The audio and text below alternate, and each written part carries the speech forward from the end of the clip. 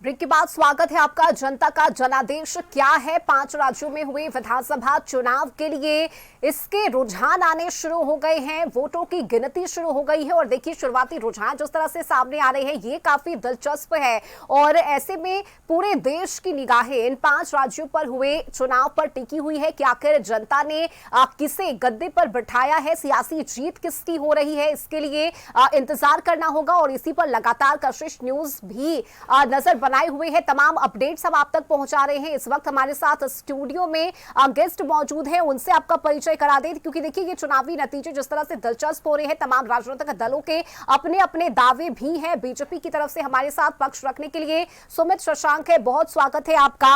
और कांग्रेस का पक्ष रखने के लिए हमारे साथ मृणाल अनामय है। मृणाल जी आपका भी बहुत स्वागत है। और हमारे साथ विशेष संवाददाता राजीव मोहन भी जुड़े हुए हैं। लेकिन देखिए मेरा पहला सवाल सुमित शशांक जी आपसे होगा क्योंकि शुरुआती रुझान जिस तरह से सामने आ रहे हैं, खासकर पश्चिम बंगाल की अगर मैं बात करूं तो यहां बदलाव की बात कही जा रही है और ये दावा आप लोगों का है यानी बीजेपी का है कि हम यहां इतिहास रचेंगे। सबसे पहले जिस तरह से रुझान दिख रहे हैं क्या कहिएगा और पहला रिएक्शन क्या होगा आपका?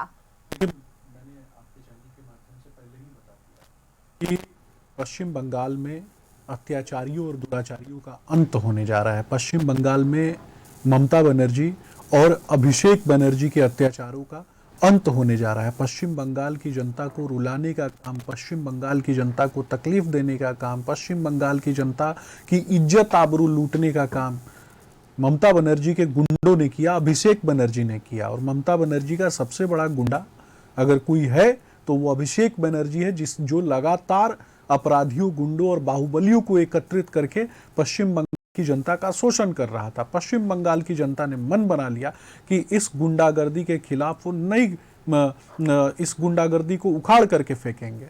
तो निश्चित तौर पर पश्चिम बंगाल की जनता का जनादेश है, सम्मान होना चाहिए। पश्चिम बंगाल की जनता का जनादेश का सम्मान पूरा देश कर रहा है और बदलाव की लहर स्पष्ट दिखाई दे रही है कि किस तरीके से पश्चिम बंगाल के क्षितिज पर भगवा लहराने जा रहा है। पश्चिम बंगाल से रोहिंग्या मुसलमानों का में भगदड़ मच चुकी है।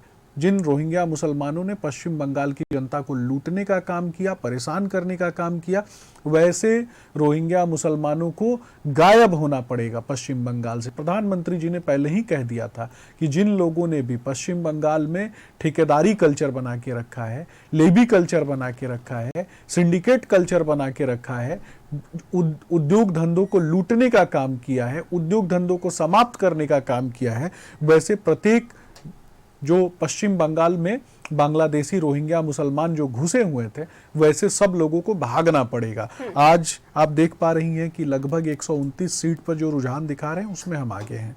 दूसरी तरफ ममता बनर्जी जो है लगभग 66 सीट जो है वो नीचे हैं। ये बड़े बदलाव की लहर को दिखा रहा है, बड़े बदलाव की लहर जहां बम, गोली, बारूद इस प्रकार की चीजें पश्चिम बंगाल में कभी ममता बनर्जी प्रयोग करती थी और आज जब शांतिपूर्वक तरीके से केंद्रीय चुनाव एजेंसियों ने चुनाव करवाया तो ये भी पूरा देश देख रहा है कि शांतिपूर्वक चुनाव क्या होता है। भारत की जो केंद्रीय एजेंसियां हैं और भारत का संविधान है, हम उसका सम्मान करते हैं और उस संविधान प्रदत्त अधिकारों से जो भी व्यक्ति वहां का मुख्यमंत्री बनेगा निश्चित तौर पर भारतीय जनता पार्टी साथ खड़ी है। ठीक है मृणाल जी, आपका पहला रिएक्शन क्या होगा क्योंकि अब रुझान आने शुरू हो गए हैं और आपसे हम रिएक्शन लेंगे, लेकिन सबसे पहले तो बताइए कि कांग्रेस किस तरह से इस चुनाव को देख रही है? तमिलनाडु और केरलम को लेकर क्या लग रहा है, जीत पाएंगे यहाँ? जनता ने आप पर भरोसा जताया है?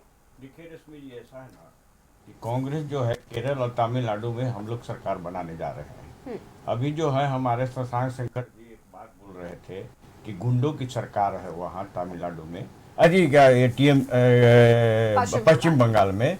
हमें हंसी आ रही है कि एक ही सिक्के के दो पहलू हैं। आप बताइए ना हमें कि वहाँ जिस प्रकार से आपने चुनाव लड़ा है SIR के माध्यम से, पश्चिम बंगाल में 51 लाख वोट आपने काट दिया। दूसरा चीज़ कि आप वहाँ पूरे सरकारी तंत्र को उतार दिया, केंद्रीय सरकारी तंत्र से आपने बदलाव कर दिया और साथ ही साथ CRPF को इतना भर दिया। और आप कह रहे हैं कि वहाँ जो है, मानता हूँ कि ममता बनर्जी जी जिस प्रकार से वहाँ 15 सालों से अव्यवस्था फैला के रखी हुई थी, जिसके कारण से वहाँ पर जितने भी बिजनेस क्लासेस के लोग हैं परेशान थे और कई लोग तो कलकत्ता छोड़ के चले गए, लेकिन आपका भी शासन उसी प्रकार से है जिस प्रकार से वैसे ममता बनर्जी को हम लोग देखते हैं।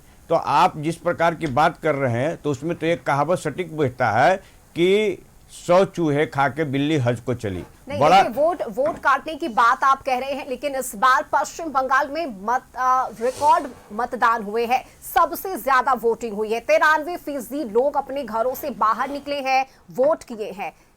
नहीं, देखिए ऐसे है मैडम कि जब आप 91 लाख वोट काट दिए तो बट नेचुरली है कि जो परसेंटेज है वो तो बढ़ेगा ही ना। तो आप पहले जो थे उस प्रकार के बेसिकली जो सूची था SIR के माध्यम से आपने काटा तो बट नेचुरली है कि वहाँ पर वोट की संख्या बढ़ेगी। लेकिन आप जिस प्रकार से वहाँ चुनाव लड़े हैं, जिस प्रकार से सरकारी तंत्र को आपने यूज किया है, आप देखिए ना, इनके जितने भी भारत के केंद्रीय मंत्री थे वहीं डेरा डाले हुए थे, पूरे वर्कर जो थे वहीं पर डेरा डाले हुए थे, बंगाल में ही डेरा डाले हुए थे। लेकिन तब भी कांग्रेस जो है पूरी मजबूती से वहाँ 294 सीट पर लड़ने का काम किया और हमें आशा है कि लगभग हम लोग 2.5 अंक तो जरूर छू लेंगे इस बार माने इस चुनाव में। सुमित जी, क्या रिएक्शन दीजिएगा इस पर? देखिए, चुनाव आयोग स्वच्छंद इकाई है और भारतीय संविधान और चुनाव आयोग जो एक स्वच्छंद इकाई है और जो केंद्रीय एजेंसियां हैं वो संविधान प्रदत्त अधिकारों से चलती हैं, वो किसी पार्टी के द्वारा नहीं चलाई जाती हैं।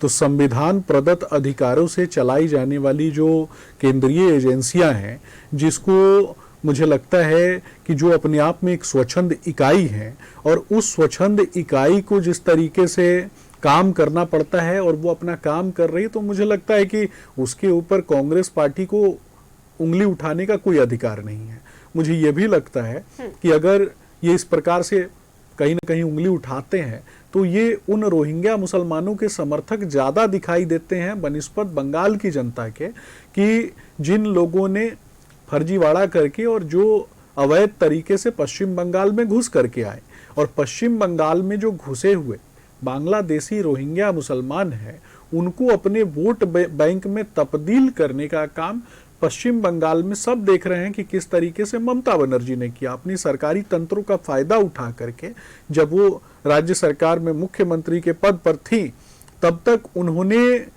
रोहिंग्या मुसलमानों को वहां बसाने का काम किया। इससे आम जनता, जो पश्चिम बंगाल की मूल बांग्ला भाषी जनता है, उसकी इज्जत आबरू को लूटने का काम वही रोहिंग्या मुसलमानों ने किया, बांग्लादेशी भगोड़ों ने किया। उनकी ज़मीनों का एक तरीके से कब्जा करने का काम किया, उनकी फैक्ट्रियों पर कब्जा करने का काम किया, उनकी दुकानों को लूटने का काम किया, महिलाओं का बलात्कार करने का काम किया। और टीएमसी के गुंडे, खास करके अभिषेक बनर्जी और ममता बनर्जी जैसे लोग वहाँ रोहिंग्या मुसलमानों के समर्थक बने हुए थे। जब केंद्रीय एजेंसियां वहां पहुंची और खास करके जो भारत का संविधान के जो रक्षक हैं, चाहे माननीय सुप्रीम कोर्ट की बात करें, चाहे माननीय हाई कोर्ट की बात करें, सुप्रीम कोर्ट, हाई कोर्ट ने भी सीधा कह दिया कि केंद्रीय एजेंसियों पर उंगली उठाओगे तो नहीं चलेगा। उन्होंने, सुप्रीम कोर्ट, हाई कोर्ट ने सीधा बता दिया कि केंद्रीय एजेंसियां स्वच्छंद तरीके से काम करती हैं, वो किसी पार्टी की सदस्य नहीं होती हैं, वो किसी भी पार्टी में नहीं होती हैं। उसमें काम करने वाले लोग सामान्य परिस्थितियों से निकले हुए लोग होते हैं, वो किसी दल और किसी पार्टी के सदस्य नहीं होते हैं। उनको उनका काम करने दिया जाए। जब किसी व्यक्ति पर, किसी न किसी व्यक्ति पर तो भरोसा करना पड़ेगा, किसी न किसी एजेंसी पर भरोसा करना पड़ेगा। लेकिन आरोप, अफवाह, यही नैरेटिव इन लोगों का है। कांग्रेस पार्टी के हमारे साथी यहाँ बैठ करके बहुत अच्छा बात कर रहे हैं अपनी पार्टी के लिए, लेकिन मैं इनसे पूछता हूँ कि इनकी बात पर भरोसा करूं कि राहुल गांधी की बात पर भरोसा करूं। राहुल गांधी जाकर के वहां कहते हैं कि ममता बनर्जी की पार्टी गुंडों की पार्टी है। राहुल गांधी ने भी कहा कि ममता बनर्जी की पार्टी माताओं बहनों का चीरहरण करती है, माताओं बहनों की इज्जत लूटती है। मैंने जो कहा, कभी जाकर आपने नहीं सुना, कभी जाकर के दोनों आप जो अपनी है बारी में बोल लीजिएगा, पूरा दिन बोलना है आपको। ठीक है, वही बोल रहा हूं कि जब ममता बनर्जी की पार्टी महिलाओं की इज्जत लूट रही है, महिलाओं की अस्मिता लूट रही है, पश्चिम बंगाल में मां मिट्टी मानुष का सम्मान समाप्त कर रही है, और उस सम्मान की लड़ाई भारतीय जनता पार्टी लड़ रही है, और इनकी पार्टी का भी मुखिया जाकर के उन्हीं को बोल रहा है। उसने कहीं भारतीय जनता पार्टी को नहीं बोला, क्योंकि मालूम है कि भारतीय जनता पार्टी जनता की आवाज बन करके काम कर रही है। एसआईआर क्या होता है? मैं सिर्फ ये कहूंगा कि ये एसआईआर की जो बात करते हैं, एसआईआर एक प्रक्रिया है कि कोई भी बांग्लादेशी, रोहिंग्या, मुसलमान, कोई भी भगोड़ा, कोई भी अवैध नागरिक भारत में आके नहीं रह सकता है। भारत की मिट्टी पर किसका अधिकार होगा? जो भारत में जिसका जन्म होगा, जो भारत का नागरिक होगा, जो भारत का मूल निवासी होगा। अगर किसी के पास आधार कार्ड नहीं है भारत का, किसी की पैदाइश के बारे में जानकारी नहीं है कि वो पैदा कहाँ हुआ, और उसके बाद अगर वो बोले कि मैं भारत का नागरिक हूं, तो कौन मानेगा? क्या आसपास के पड़ोसी मानेंगे? ठीक है, आपके आसपास के पड़ोसी नहीं मानेंगे। और ये कांग्रेसी जो है, कांग्रेसी जो है, बनर्जी पर सवाल कांग्रेसी जो है वैसे ही अवैध बच्चों को गोद लेना चाहते हैं। देखिए ऐसा है कि जो हमारे मित्र बगल में बैठे हुए हैं बीजेपी के प्रवक्ता, ये अपने जो है गृह मंत्री को ही कोस रहे हैं। जिस प्रकार से गृह मंत्रालय का काम है कि जितने बॉर्डर की सिक्योरिटी प्रदान करना, गृह मंत्रालय यानी कि इसके इनके अनुसार से पूरी तरह से फेल है। अरे मैं पूछना चाहता हूं कि रोहिंग्या जो है या बांग्लादेशी कैसे घुस जा रहे हैं, जब आपके अंदर पूरा बॉर्डर की सिक्योरिटी है देने की आपकी जिम्मेदारी है, तो आपको सोचना चाहिए ना। आप सवाल उठाते हैं, आप बार बार कोई भी इलेक्शन में जाते हैं, आप बार बार घुसपैठियों की चर्चा करते हैं, और जब हम लोग पूछते हैं कि कितने घुसपैठियों को आपने निकाला, तो आप कोई आंकड़ा नहीं बताते हैं। जबकि मनमोहन सिंह के सरकार में हम लोगों ने लगभग वहाँ से 84,000 घुसपैठियों को बाहर निकाला था, लेकिन इनके सरकार में कोई पता नहीं है, कोई आंकड़ा नहीं है। केवल जो है ये लोग बोल वचन करते हैं, कुछ कैमरे पर कुछ बोलते हैं और धरातल पर कुछ काम करते हैं। जिस प्रकार से हमने कहा कि दोनों जो हैं टीएमसी और बीजेपी दोनों जो है एक ही सिक्के के पहलू हैं, लेकिन जो है दोनों ही खोटे हैं। और आप देखते हैं कि खोटे सिक्के जो होते हैं वो बाजार में नहीं चलते हैं। आप देख रहे होंगे कि वहां पर जो स्थिति है, मैं मानता हूं कि बंगाल में हम लोग बंगाल में हम लोग 0 सीट था, लेकिन इस बार चुनाव में हम लोग दहाई आंकड़ा प्राप्त करने वाले हैं। यानी कि हम लोग के पास जनता का एक्सपेक्टेशन है, और आप देखिएगा कि हमारा वोट परसेंटेज भी काफी तेजी से बढ़ेगा। और 2 राज्यों में तो पूरी तरह से हम एकदम स्वस्थ है कि हमारी सरकार आने जा रही है, केरल और तमिलनाडु में, और कई जगह पर हम लोग फाइट में हैं। अभी शुरुआती रुझान है। मृणाल जी देखिए, कई बात आप कह रहे हैं और अपने ही लोगों को आप खोटा नहीं, हम अपने लोगों को कहाँ कर रहे हैं? नहीं, बिल्कुल। मैं बीजेपी के लोगों को बता रहा हूँ। जब आपने टीएमसी की भी बात कही है, लेकिन जब लोकसभा चुनाव आता है तो आप लोग एक हो जाते हैं, विधानसभा चुनाव आता है तो आप लोग अलग अलग हो जाते हैं। असम में भी यही हुआ, जेएमएम अलग है, कांग्रेस अलग है, झारखंड में साथ है, लेकिन असम में अलग अलग है। देखिए संविधान जो है सभी पार्टियों को चुनाव लड़ने का नहीं, लेकिन लोकसभा चुनाव में साथ आ जाना, इंडिया गठबंधन इसे कहना, और बाद में विधानसभा चुनाव में अलग हो जाना। देखिए ऐसा है कि अभी जो चल रहा है भारत की राजनीति, गठबंधन की राजनीति चल रहा है। तो आप देखिए कि एनडीए में भी कई पार्टी जो है जो बेसिकली गठबंधन में है, और हम लोग भी गठबंधन में पूरी तरह से एनडीए पार्टी जो है, हम लोग पूरी तरह से गठबंधन में पूरी तरह से हम लोग एक साथ हैं, और एक विचारधारा के लोग जितने भी हम लोग हैं सब एक साथ हैं। और इन जो विचारधारा, इनका संघीय विचारधारा है, उसके विरुद्ध हम लोग बराबर राहुल गांधी जो है लड़ाई लड़ने की काम कर रहे हैं। तो आप देखिए कि जब विधानसभा का चुनाव आता है और गठबंधन नहीं होता है, तो हम लोग और वहाँ पर सशक्त रूप से चुनाव लड़ते हैं। तो ऐसी बात नहीं है, गठबंधन एक अलग है और विधानसभा का चुनाव एक अलग है, लोकसभा का चुनाव एक अलग है। तो आप इस प्रकार के जो सवाल उठा रहे हैं ये सही नहीं है। ये तो हम लोग का चुनाव लड़ने का राइट है कि हम लोग अलग लड़ेंगे कि एक साथ लड़ेंगे, इसमें कोई सवाल उठने की बात नहीं है। ठीक है, देखिए मृणाल जी, अभी जो ताज़ा अपडेट सामने आ रहे हैं, आप लोग तमिलनाडु में जीत का दावा कर रहे हैं, लेकिन अभी जो लेटेस्ट अपडेट है, आप लोग तीसरे स्थान पर चल गए हैं, यहाँ विजय की पार्टी पहले स्थान पर है। देखिए ये तो अभी रुझान है, अभी तो काफ़ी काउंटिंग बाकी है, अभी कहीं का बक्सा खुला होगा जिसमें विजय जी का जो मत जो है काफ़ी मिला होगा, लेकिन ऐसी बात नहीं है। और वहाँ आप देखिएगा कि डीएमके ही अंत में सरकार बनाएगी, बीजेपी तो कहीं वहाँ नज़र भी नहीं आएगी। जिस प्रकार से बीजेपी अपना वो कहाँ कर रही थी कि तमिलनाडु में भी हम वापस सरकार में आएंगे और केरल में भी। मृणाल जी देखिए, तमिलनाडु का तो पता नहीं, बड़ा उलटफेर है। और इस बीच बड़ी खबर अपने दर्शकों को बता दें, जहां पश्चिम बंगाल में बड़े मार्जिन से इस वक्त बीजेपी आगे है, यानी बीजेपी अपनी बढ़त पश्चिम बंगाल में लगातार बनाए हुए है। और इतिहास रचने की तैयारी में, रेस में बीजेपी इस बार। और देखिए, अगर ऐसा होता है तो 17वां ऐसा राज्य बन जाएगा पश्चिम बंगाल जहां बीजेपी की सरकार होगी, और ये पहली बार होने जा रहा है। तो ये ऐतिहासिक जीत हो सकती है बीजेपी की। हालांकि ये शुरुआती रुझान है, धीरे धीरे कर तस्वीरें और भी ज्यादा साफ होगी। लेकिन इस वक्त पश्चिम बंगाल में जिस तरह से रुझान सामने आ रहे हैं, बहुमत के लिए यहां पर 148 का आंकड़ा चाहिए, और बीजेपी पश्चिम बंगाल में 200 पार की बात कह रही है। हमारे साथ सुमित शशांक है, क्या कहिएगा जो रुझान इस वक्त आ रहे हैं सुमित जी? बीजेपी यहां इतिहास रचती हुई नजर आ रही है। निश्चित तौर पर रश्मि, जनता का जनादेश है, जनता का सम्मान है और माँ मिट्टी मानुस का सम्मान है। प्रधानमंत्री जी ने कहा, आदरणीय प्रधानमंत्री नरेंद्र मोदी जी के नेतृत्व में बड़ी जीत हम वहां अर्जित करने जा रहे हैं। आदरणीय प्रधानमंत्री नरेंद्र मोदी जी ने कहा कि माँ को सम्मान दिलाएंगे, मिट्टी का मान बढ़ाएंगे और मानुस की अस्मिता की रक्षा होगी, मानुस को नौकरी मिलेगी, रोजी रोजगार मिलेगा और बंगाल, पश्चिम बंगाल अपने स्वर्णिम इतिहास में पहुंचेगा, स्वर्णिम इतिहास को फिर से जीवंत करने की दिशा में आगे बढ़ेगा।